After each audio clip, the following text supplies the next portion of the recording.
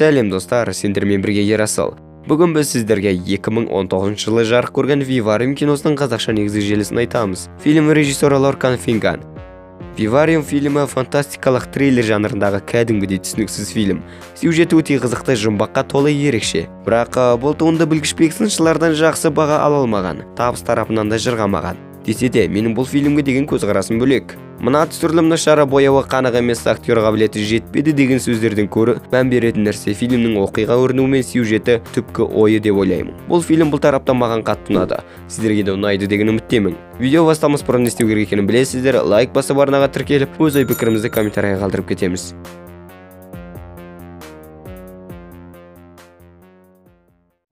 Кино жаңа баспана іздеп жүрген жас жұбайлардың оқиғасымен басталады. Жас атау болғандықтан қолдары қысқа. Сондықтан неғұрлым арзан тиімді пәтер іздеуде. Әйелі Жеманың құрбысының айтқан бір үйі бар еді. Екеуіне сол үй тиімді естіліп, үйді көрге барады. Сөйтсе ол жер жылжымайды мүлік компаниясы екен. Оларды шашын сиыр жалағандай сықитып алған Мартин деген қызметкер күтіп алады. Олар біз үй іздеп жүрміз деп болғанша Мартин екеуінің аузын аңырайтып, біздің баспаналар хан сарайы деп мақтауын асырып, үшеуі ақыры үйді көрге барады. Сөйтсе бұл қала шетіндегі қалашық екен. Үйлері бір-бірінен айнымайтын жап-жасыл тап бір лего ойыншықтай. 9 деген нөмірі болмаса, біздің екеуі өздеріне ұсынылған үйден адасатын. Кіріп келсе бәрі стандарт, артық емес, кем емес. Бір мезетте бөлмелерді таныстырып аузы жабылмай жүрген Мартин көзін ғайып болады. Есіз жерде неғып жүреміз деп Том мен Джема кетпекші болады. Мына қалың бірдей үйлер дәл бір лабиринтте, екеуі қалай жүрсе де бұл жерден шыға алмайды. Және олар оңайланса да әлгі 9 нөмірлі үйге келіп тоқтай береді. Әрине телефонда байланыс жоқ. Ақыры түнде болады. Есе шығып шапқылап жүріп көліктің жанармайы да таусылады. Амалы таусылған екеуі 9 нөмірлі үйге түнеуге шешеді. Үйдегі тіске басарды татып көрсетіпті, мүлде еш дәм болмайды. Ертеңінде Томға жаңа ой келіп, күншығысқа қарай тек түзу жолмен жүруді шешеді. Үй болса үй, қоршау болса қоршаудан асып, тек түзу жүреді.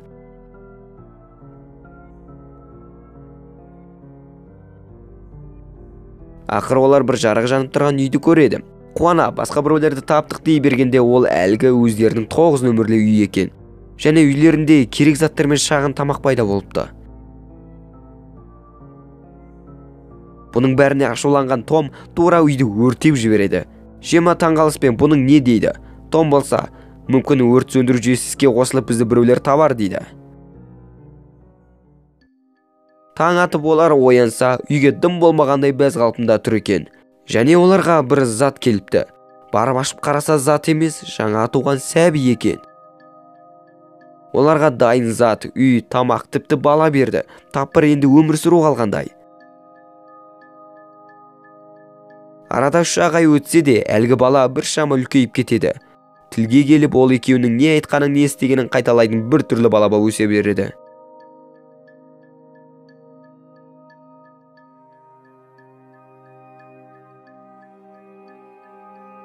Бір күні Том шылымның қалдығын жерге тастап жерден батпақ көреді.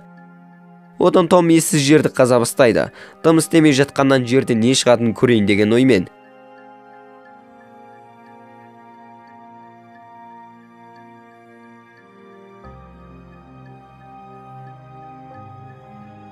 Күндер болса зымырайды. Әлгі пәлекет баланың қылығы күн сайын түсініксіз бір түрлі бола бастайды.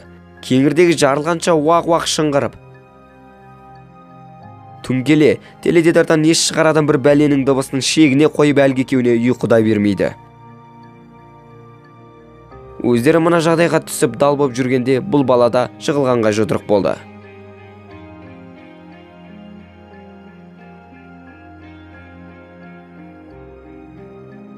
Осылай бір күні Томның төзімі таусылып, әлгі пәлекетті көлікке қамап тастайды. Аштан өлсе де бәрібір, керек болса әлгі бізді осы жағдайға түсіргендер құтқарып алар деп кетіп қалады. Бірақ бұған Джема қарсы болады.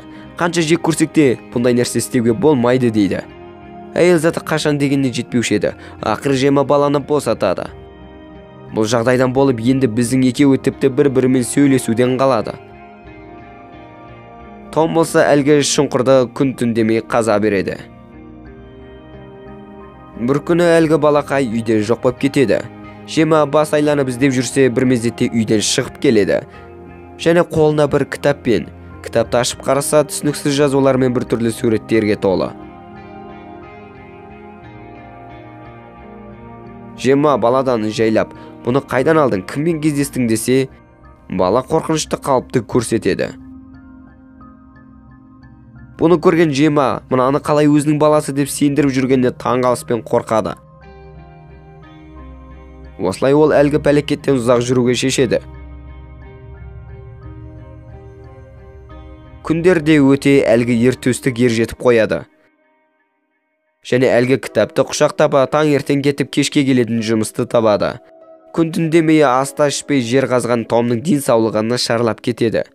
Амалы таусылған Жема әлгі баладан көмек сұрайды. Ал бала болса, уақыты келген шығар деп дым мән бермей кетіп қалады. Сол түні біздің Том көз жұмады. Ал таңертең әлгі бала қолына бір затпен келеді. Не зат десе, мәйттің дорбасы екен. Томның мәйтін салып, Томның өзі қазған шұңқырға лақтырып жібереді. Жема ертеңінде әлгі баланы өлтірмекші болады, бірақ ол ақ Жема пәлекеттен айырылып қалады.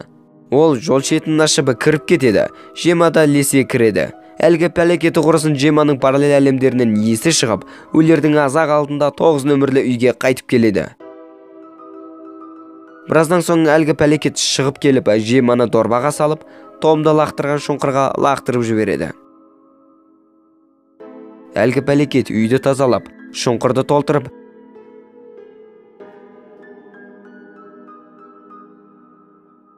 әлгі алғашқы Мартинге барады. Мартин бұл кезде кәдімгідей кәртейіп кеткен екен. Біздің пәлекет Мартинді дорбаға салып, Мартин деген есімді өзіне алып, Мартиннің орнына отырады.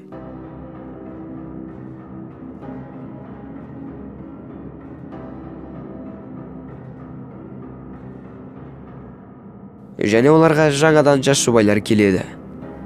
Осылай біздің кинода аяқталады. Бұл фильмнің сюжетінде шынайы өмірге қатысты еш нәрсе жоқ. Бірақ та, бұл фильм жұмбақтау арқылы бізге жасырын месседж беру үстінде.